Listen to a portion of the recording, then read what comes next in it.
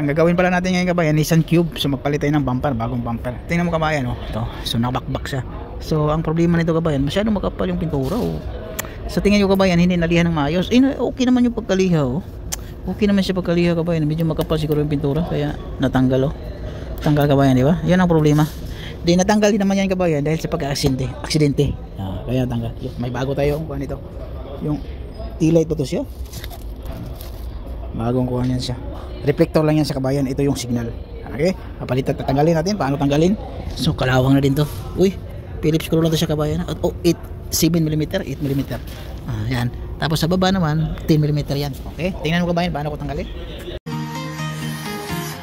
I'm walking alone, the streets are empty.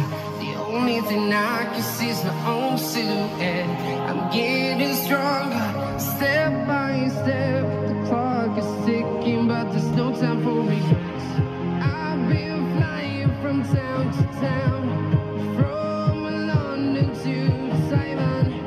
I've been all around the globe trying to protect your soul. We are heroes tonight.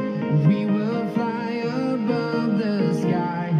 We are heroes tonight. Yeah.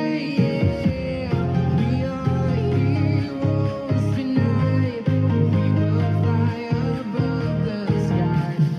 We are heroes tonight. Yeah.